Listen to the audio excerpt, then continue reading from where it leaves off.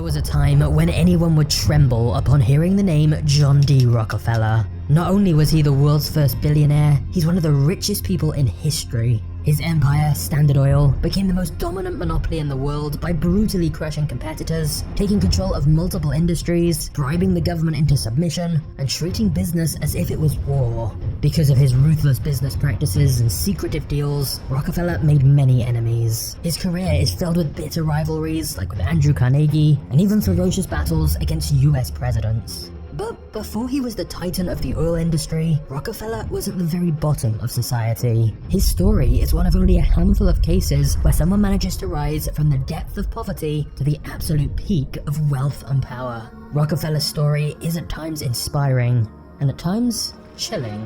It's an example of what happens when greed and ambition go completely unchecked. So, let me take you back to 1839, where a young John D. Rockefeller is born into poverty.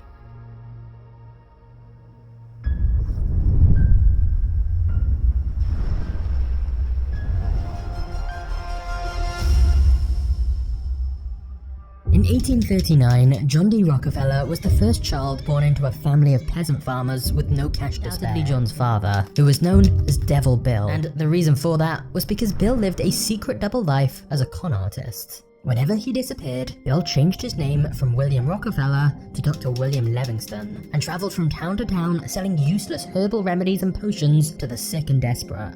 Because Bill was usually far away running scams, John's mother enlisted John's help working at the farm, where she instilled a strong religious faith and sense of duty in him whilst they ploughed the fields. For a boy younger than 10, balancing school and farming was backbreaking, but it taught him the value of discipline and hard work.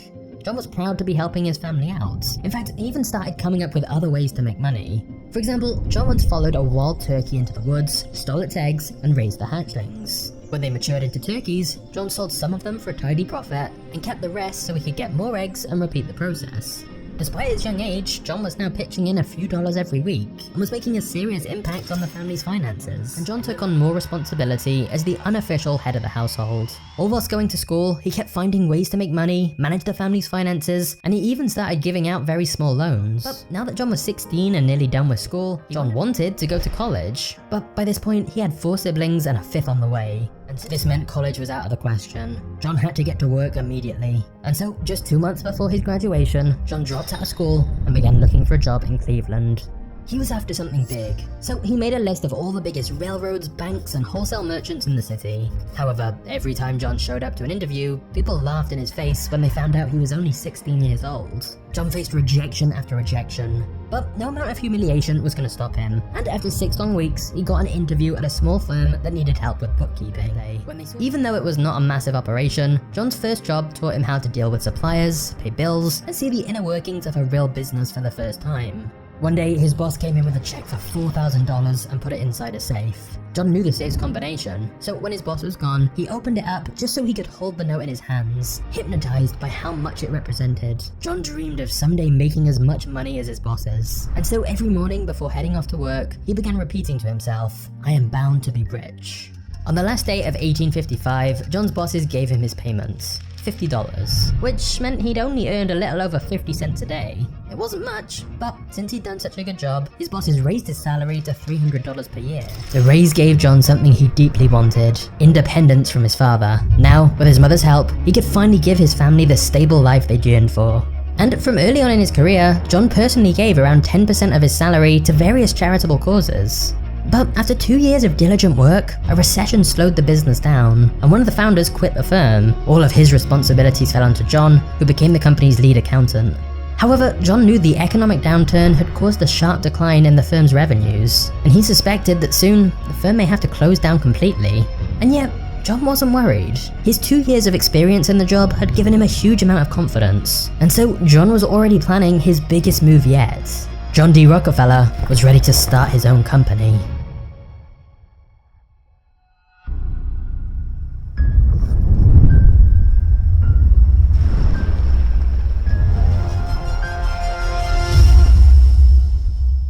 During his first job, John had become friends with Maurice Clark, a 28-year-old chemist who worked down the street from him.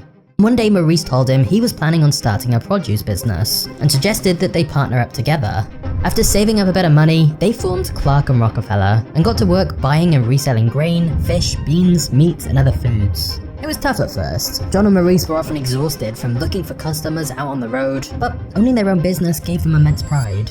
And even though he was a bit shy and quiet at first, John was a capable salesman. Because he was so mature, everyone called him Mr. Rockefeller. The older clients at Clark and Rockefeller quickly grew. In fact, their biggest problem was that they didn't have the capital needed to scale the business and handle even more clients. If they wanted to seek a $5,000 loan, they would go around Cleveland saying their firm was looking to invest $10,000, very publicly giving the impression that they had plenty of cash. This simple trick meant the banks were more willing to give them money. And the extra loans they got put them in a great position when the American Civil War broke out, as business picked up even more. The war gave a huge boost to the economy of the northern states, and Cleveland became an important strategic location for the Union. Local food prices were massively inflated, so John's produce business quadrupled almost overnight. In 1862, John and Maurice cleared a profit of $17,000, over $500,000 in today's money. But an opportunity to multiply his wealth even more soon came across John's desk. Someone in Pennsylvania discovered that by using a tall wooden structure known as an oil derrick, you could extract industrial amounts of crude oil by drilling straight into the ground. Mining crude oil this way was cheap, and it was fairly easy. Profits came quickly, and since so many people were made rich by the oil boom, crude oil was given the nickname Black Gold. And that's when John was introduced to Samuel Andrews, a young man who was looking for investors to build a crude oil refinery in Cleveland. Andrews discovered that if you applied sulfuric acid to crude oil, it would essentially purify it and turn it into kerosene. When burned, kerosene lasted longer and shined brighter than crude oil. Now that John and Maurice had plenty of money to spare, they loaned Andrews $4,000 to set up his oil refinery. But to begin, they considered this as a side venture. Within only a year, the oil refinery had become the most profitable side of the business. Together, John and Maurice decided to make a bold move. They abandoned their previous business and went all in on the oil industry.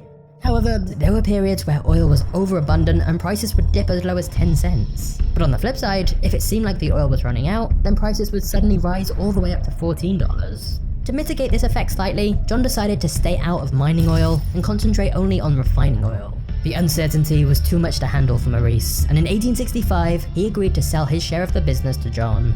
This was the tipping point of his career. Scared to his bones, but with a calm exterior, John agreed to buy Maurice's share of the company for $72,500. Maurice was cashing out, whilst John was doubling down and going all in on the seemingly risky oil business. However, it seemed like John's daily affirmation that he was bound to be rich was quickly becoming a reality, because just as the deal was going down, a gigantic new oil field was found in the Pennsylvania oil regions.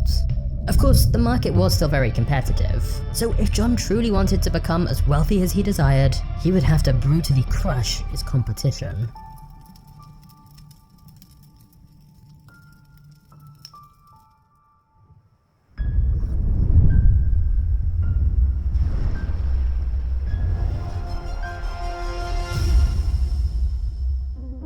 The year before buying his business partner's share of the company, John married a woman who shared his religious devotion. Even though he was now making good money, John bought a modest house in Cleveland where they began to raise a family. Now that his partner was gone, John rebranded the company under a new name, Standard Oil, and he got to work building a second refinery and began exporting kerosene to Europe. John was confident that the oil industry would make him extremely rich, but it quickly became apparent that he needed some help. So John took on a new partner to help him run the company, a man named Henry Flagler, and the two men were remarkably similar. Like John, Henry wasn't interested in making a little money. He wanted to build an empire. That's why when John told him about his ambitious plans for Standard Oil, Henry was all in. Henry approached business the same way he would approach war. The only way to win was to completely crush your enemy, and so John adopted this philosophy as well. You see, competition in the oil refining industry was quickly turning warlike. New brands of kerosene were popping up all over the market. So John and Henry began scheming and decided to form strategic alliances that would not only boost Standard Oil's profits, but also hurt their competitors at the same time. One example of this was when John secretly colluded with the railroads to get better transportation costs than all their competitors. At the time, oil was transported from one place to the other by an extensive network of trains, mostly dominated by three railroad companies: the New York Central, the Erie, and the most powerful company in America at the time, the Pennsylvania Railroad. Because of the way their routes were laid out, it was beneficial for the New York Central and the Erie Railroads to carry oil to refineries in Cleveland. But for the Pennsylvania Railroad, it was more profitable to carry oil directly to New York City or Philadelphia. So the Pennsylvania Railroad declared that Cleveland would be wiped out as a refining center, and they pulled out of the city completely. After this news that the largest railroad was leaving the city, many refineries in Cleveland left the city too. This was a disaster for the New York Central and Erie Railroads, who had made sizable investments in Cleveland, and they were now losing customers. So instead of joining the panicking crowd and leaving Cleveland, John saw that the Erie and New York Central Railroads were in dire need for business, and he decided to use their desperation to his advantage. In exchange for a consistent flow of oil through their networks, John negotiated a deal with the Erie in which Standard Oil would get a 75% discount on the railroad's official shipping costs. And in exchange for a daily order of 60 carloads of refined oil, John negotiated another deal with the New York Central Railroad to pay $1.65 per barrel shipped, when the official rate was $2.40. So, with both railroads, John now had extremely favorable rates secured. The discounts John had negotiated with the railways, known as railroad rebates, were kept a secret to Standard Oil's competitors. And so all the other oil businesses would have to pay the full price to transport their oil on the very same trains. And here's the thing, because John knew for a fact that his costs were now lower than all his competitors, he was able to trigger a price war. John would lower the price of his oil so that his competitors would have to do the same in order to remain competitive in the market. But since John knew his competitors were paying more than him to transport the oil and thus had higher costs, even if they charged the same price for their oil, John was still making more profit. John kept slashing the prices, and eventually the price would go so low that some competitors would go bankrupt. Once they went bust, Standard Oil would have way less competition, so John could bump up the price again and charge even more than he did originally. It was brutal, but it was extremely effective. It would be over a decade before any antitrust laws were passed to prevent these kind of monopolistic practices, so legally, John wasn't doing anything wrong, and thus, in the meantime, this warlike strategy to crush competitors was paying off, and Standard Oil raked in enormous profits. However, there was one major problem. The massive surplus of oil meant oil prices had fallen as low as $2.40 per barrel, and as more oil fields were found in Pennsylvania, it seemed that the price would continue to fall. But John began to fear that his individual success could be overshadowed by a total collapse of the entire oil industry. John was convinced that if they were facing a system-wide problem, they needed to find a system-wide solution for it. And John's solution would be to organize an even more dominant monopoly, the likes of which had never been seen before.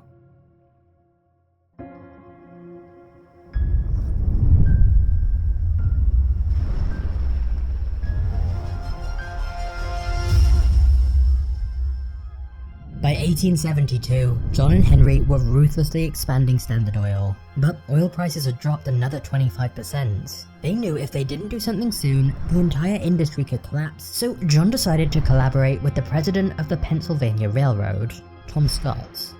Scott proposed a secret alliance between the largest railroads and a very select group of the largest refiners, which of course included Rockefeller.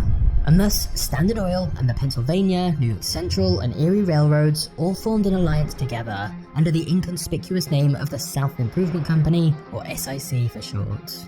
The deal was that in exchange for a secret 50% rebate on transportation costs, John would transport all his oil exclusively through these railroads. When anyone outside of this secret alliance transported kerosene through these railroads, Standard Oil would receive a 50% rebate from the cost of their shipments as well. These were known as drawbacks, and they meant that Standard Oil's competitors would not only be paying higher prices to transport their oil on the same railroads, but some of that money would be going directly to Rockefeller. And to top it all off, the railroads would even secretly give John detailed information about their competitors' shipments. He would know every detail of his rivals' businesses, and so he could undercut them by selling kerosene for cheaper prices. Anyone outside this secret alliance stood no chance. It was a death sentence for anyone excluded from the club, and the worst of it was, they didn't even know it.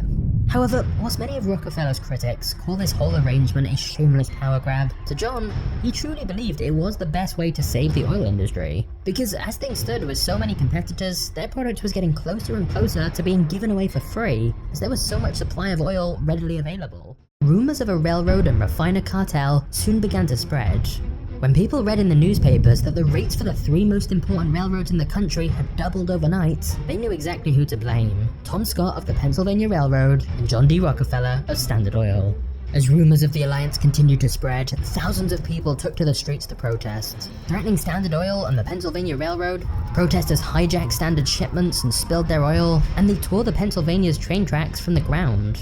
But the final blow to the SIC came when the oil miners made their countermove and boycotted the SIC.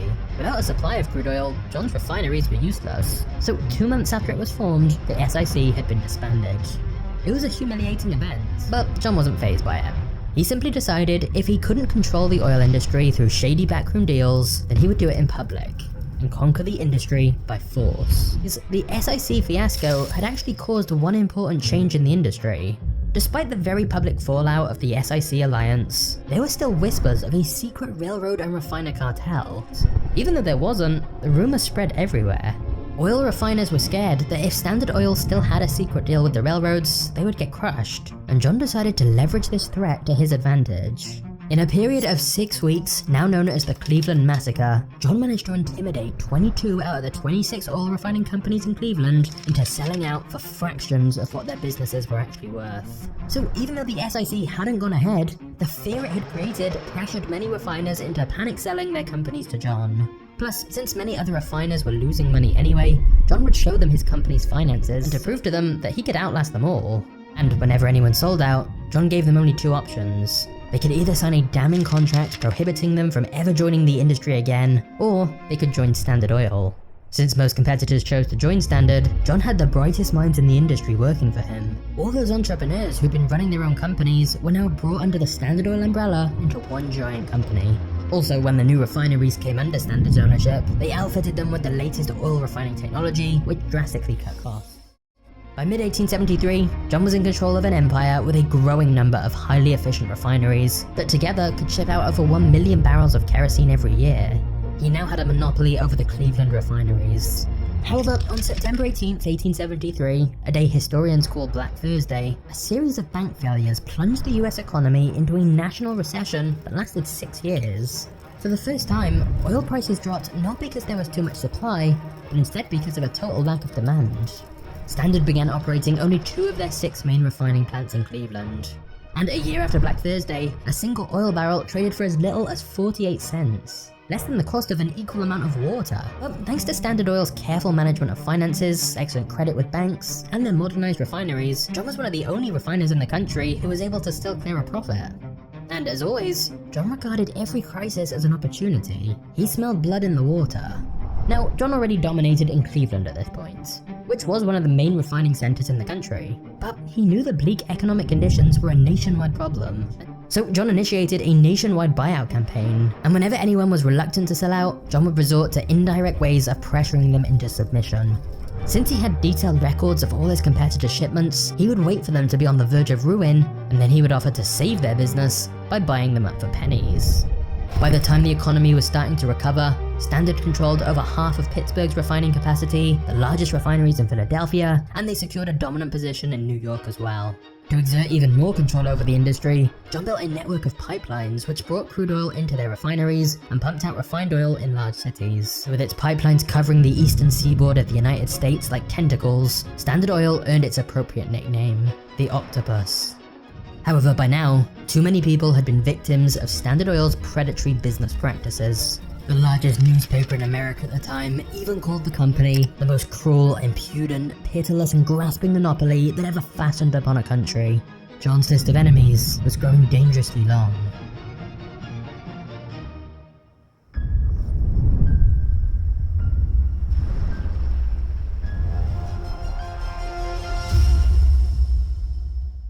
When Standard Oil began laying a vast network of pipelines all across America's eastern shore, the railroad companies were faced with the fact that one of their most important customers was making them obsolete. So Tom Scott, the owner of the Pennsylvania Railroad, decided to lay his own pipelines. But he also did something he knew John wouldn't like. He started building his own oil refineries. Now, Scott was in direct competition with John, so John interpreted this as declaration of war. He decided to launch an all-out attack against America's most powerful company. First, John cancelled all his business with the Pennsylvania Railroad and redirected all that oil to other railroads instead. Then, John lowered the price of Standard Oil kerosene, which meant that competitors had to do the same, thus reducing their profit margins and decreasing the shipment orders on the Pennsylvania Railroad.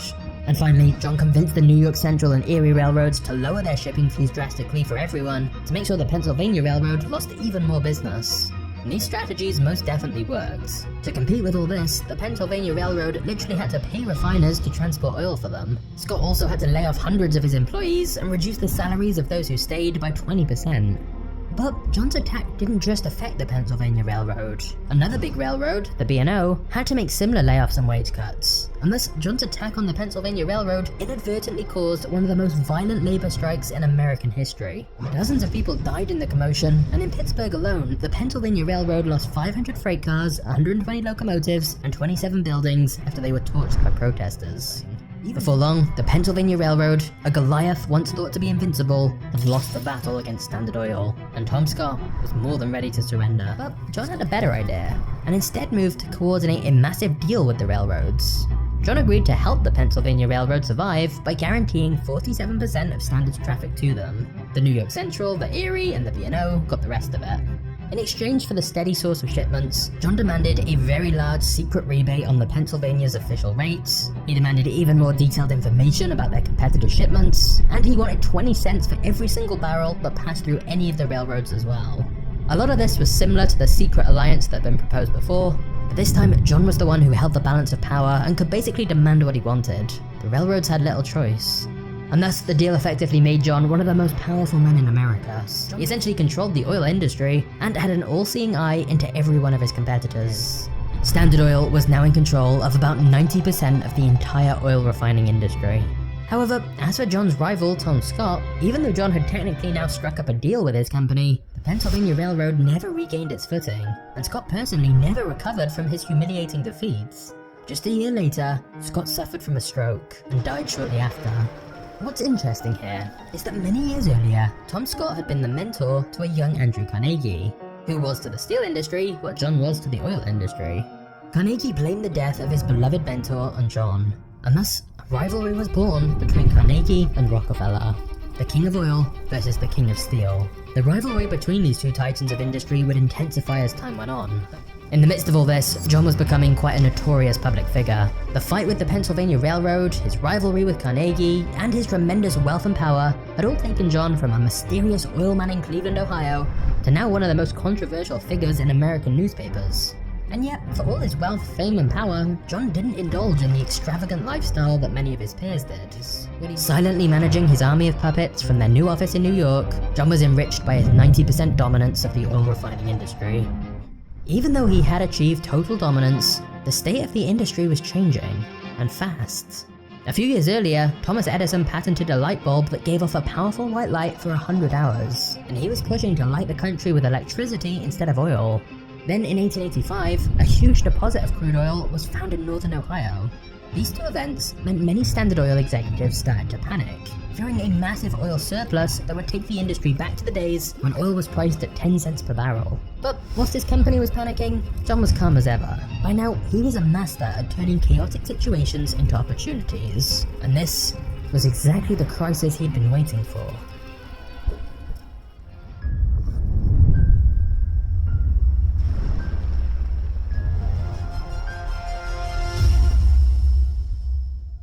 Up until this point, Standard Oil had only focused on refining oil. John had been pursuing horizontal integration, taking over other refining companies who did the same thing he did.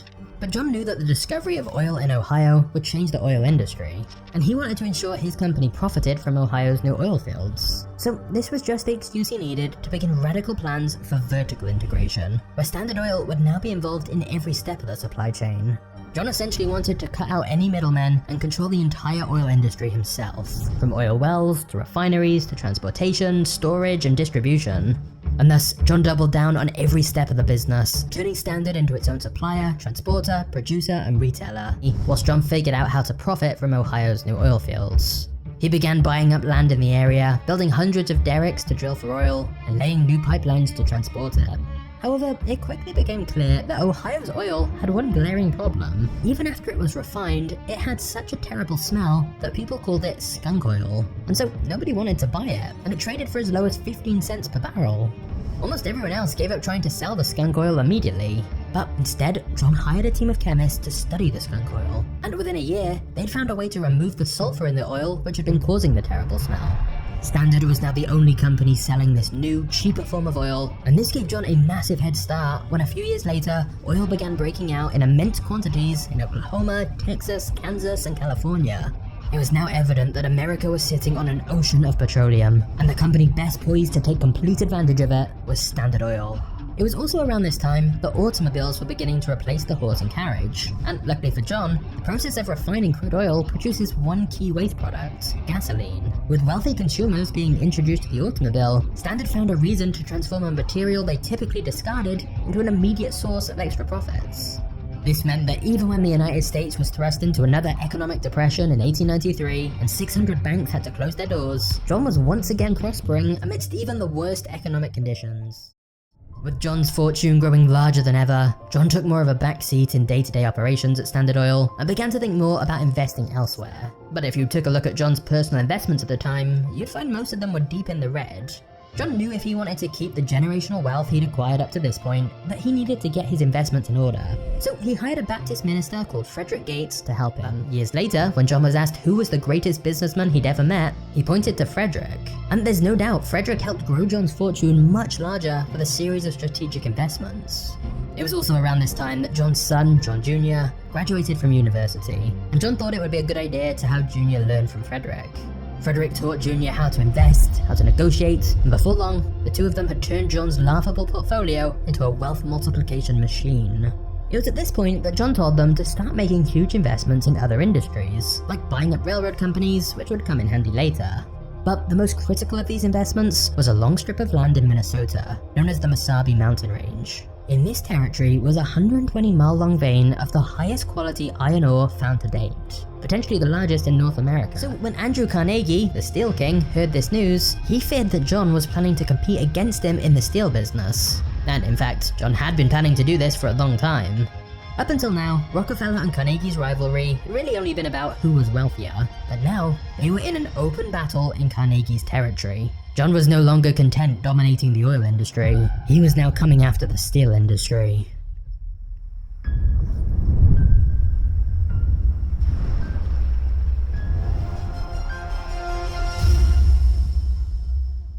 John told Frederick and Jr. to commence mining operations in the Mesabi Range, and they undercut Carnegie by selling their higher quality ore to his competitors at dirt cheap prices. As they built up their mining operation, a rumor started to spread that John was planning to further infiltrate Carnegie's niche and build a huge steel mill. Now, over on Carnegie's side, he had a head start of a few decades in the steel industry, which gave him considerable leverage over John. But he also had two big problems. Firstly, John had a source of iron that was more plentiful and of a higher quality than Carnegie's. And secondly, Carnegie had made the mistake of assuming that iron would always be cheap and easy to find, so he hadn't made any investments in iron mines during the last few years. His blind faith had been proven wrong over time, and now his supply of the most important mineral he needed was running out. And so, hoping to save his business, Carnegie approached John, Frederick, and Jr. to make a deal. By the time the negotiations concluded, the two sides had reached an agreement. Carnegie agreed to buy a minimum of 600,000 tons of ore from John's mine every year and transport all of it, plus an additional 600,000 tons from his own mine, exclusively through John's railroads. In exchange, Carnegie would get a secret rebate from John for supplying his railroad with so much business. And to seal the deal, Carnegie agreed to never buy land around the Mesabi Range, and John agreed never to build a steel mill. Agreement between these two former rivals soon made news headlines, provoking a craze on Wall Street. Investors hoped to get rich by investing in John's iron mines and Carnegie's steel mills, which both looked unstoppable now they were working together rather than competing. However, there was one man who had a bit more imagination than simply investing separately in their two companies, and that man was JP Morgan. JP Morgan realized that if he could unite John's investment with Carnegie's business under a single name, he could create a steel monopoly that was more profitable than Carnegie Steel and even larger than Standard Oil. JP Morgan called it US Steel, and if it all worked out, it could be the most valuable company in history. So JP Morgan approached John and asked him how much he would sell the Mesabi iron mines for.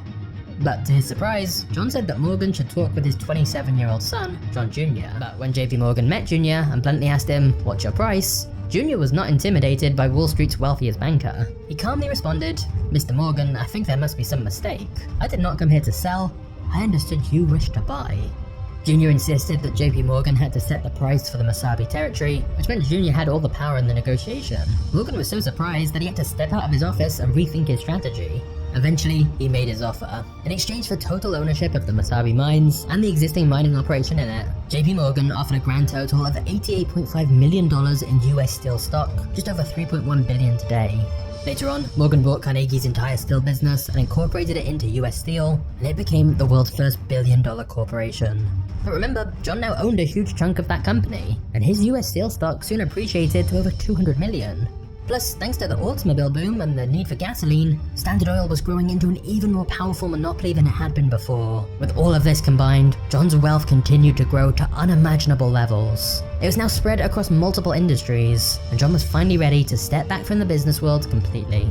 However, John never publicly announced his retirement, which was a crucial mistake, as the public still closely associated him with Standard Oil, and that would soon come back to haunt him, as John was about to be involved in the most public scandal of his career.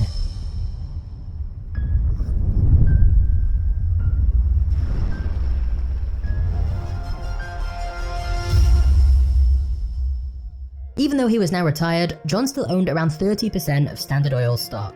And because of the tremendous growth of the auto industry, he was actually getting wealthier in retirement than when he was working.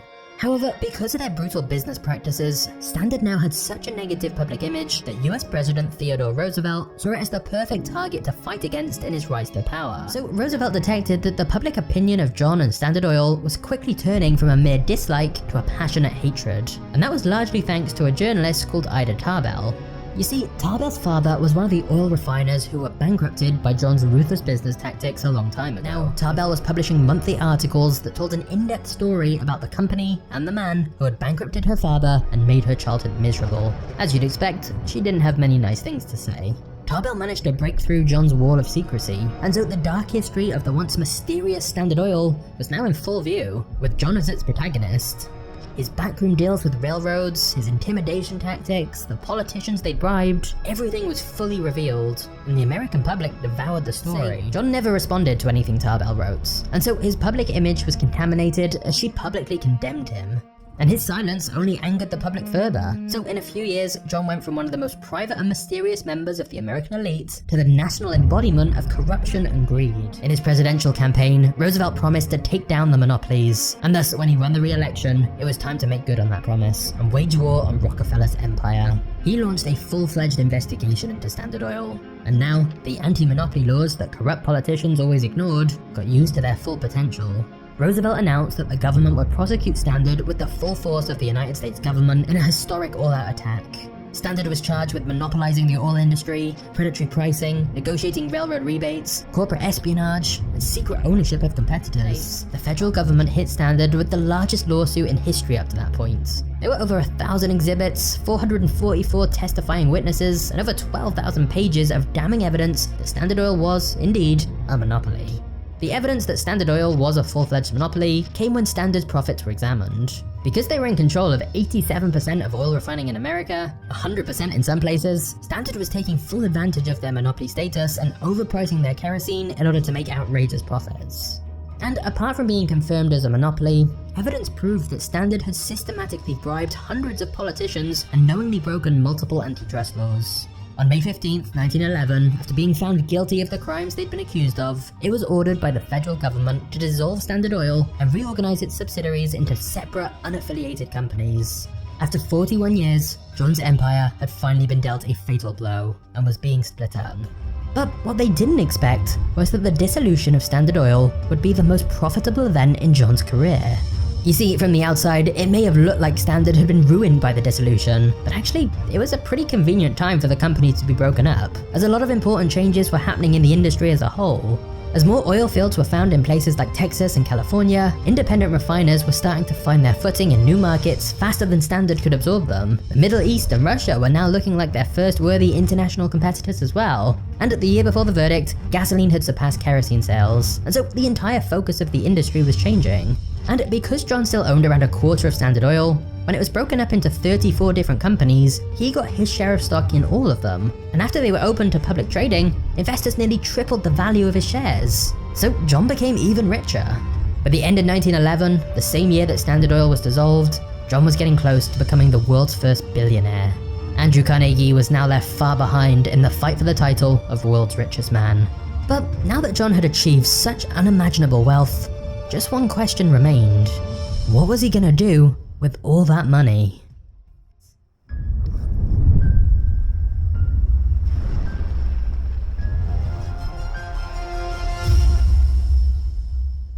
John was the wealthiest man in the world, and now that he was retired and that his old company had been dissolved, he decided to dedicate the rest of his life to philanthropy.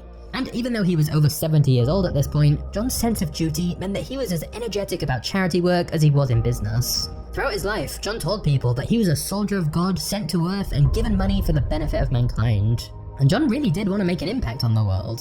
And to be fair, ever since John got his first paycheck, John had given various organizations at least 10% of the money he made. And even when his sizable donations were publicly labeled as just ways to improve his image, John continued to give away a lot of money anonymously as well.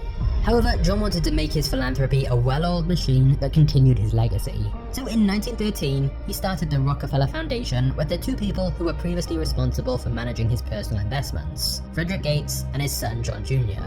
By now, John had given away almost $150 million, and in the future, he would personally give a grand total of $540 million. To add to that, Frederick and Jr. went on to give away $537 million more through the foundation, and Jr. personally gave away an additional $540 million of the wealth he inherited from his father. In its over 100-year history, the Rockefeller Foundation has given countless billions of dollars in total, and it's still making donations today.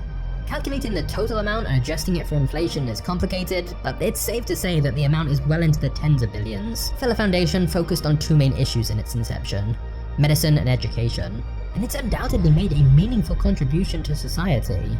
On the side of medicine, John's donations to laboratories and medical research facilities helped spur an era of scientific innovation that saved hundreds of thousands of lives from diseases like hookworm, malaria, and meningitis. On the side of education, John's money helped save the southern United States from abject poverty and built hundreds of schools all around the world, including two of the world's most prestigious research institutions. Today, the Rockefeller Foundation contributes even more to many other causes, and it all started with a 16-year-old who had to go into business to help feed his family.